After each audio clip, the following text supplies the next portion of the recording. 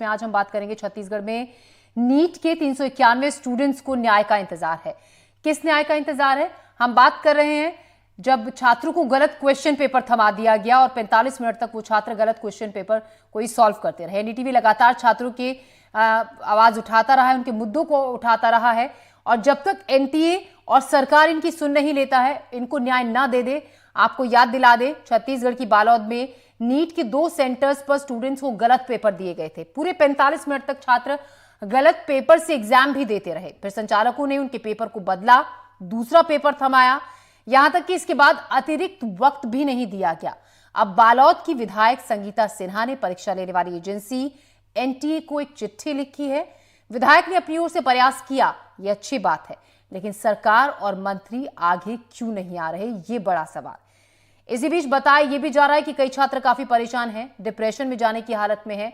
ऐसे में जरूरत है तुरंत कुछ करने की। लिहाजा हमारा आज सवाल उन सबसे होगा जिन्हें इन 391 नीट स्टूडेंट्स को न्याय दिलाना चाहिए, जिन पर जिम्मेदारी बनती है। आप इस बारे में क्या सोचते हैं, क्या राय आपकी है? आप हमें कॉल कीजिए, हमारा नंबर है 8178999182। हमारे साथ इस मुद्दे पर बात करने के लिए खास मेहमान भी जुड़ेंगे। तो एनडीटीवी पर खबर दिखाए जाने के बाद अब परीक्षा में शामिल जिम्मेदारों में हड़कंप मचा हुआ है। जिले में 2 सिटी कोऑर्डिनेटर हैं।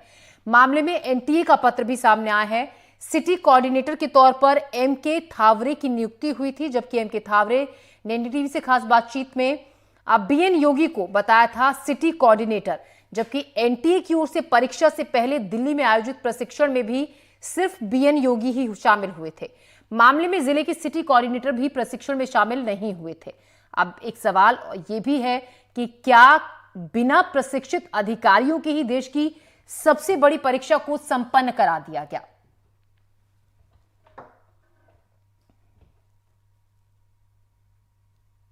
बालोद जिले में जो इस बार नीट की एग्जाम हुई थी, वो बालोद जिले के लिए बहुत ही गर्व की बात है।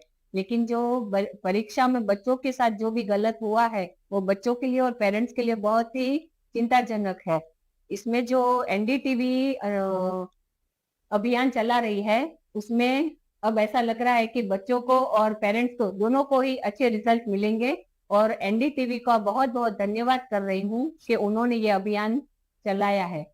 मैं सबसे पहले तो मैं एनडीटीवी को धन्यवाद देना चाहूंगा कि जो इस मुद्दे को राष्ट्रीय स्तर पर उठाया है, और उम्मीद जागी अब बच्चों और उनके पालकों पर कि उनको उनके इस एग्जाम में जो तुष्टि हुई है उससे उनको मतलब एक न्याय की उम्मीद जाग रही है। जो आवाज अभी उठ रही है इनकी एनडीटीवी की तरफ से, उससे पालकों और बच्चों पे उनका जो है असर अब देखने को मिल रहा है कि उनको न्याय मिलेगी और ये 2-4 दिनों में इसका रिजल्ट सामने आ जाएगा। आज हम बहुत बहुत इनको धन्यवाद देते हैं एनडीटीवी ने, जिन्होंने बच्चों और पालकों की आवाज को आज प्रादेशिक और राष्ट्रीय स्तर पर उठाया है और निश्चित ही उसके पॉजिटिव परिणाम सामने आएंगे।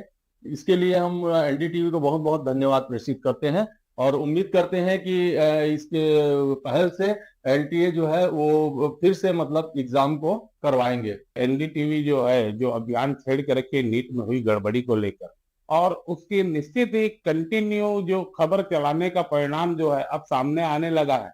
यहाँ की विभिन्न सामाजिक संस्थाएं और राजनीतिक दल भी अब सक्रिय होने लगे हैं और जल्द ही बच्चों को न्याय मिलता लग रहा है।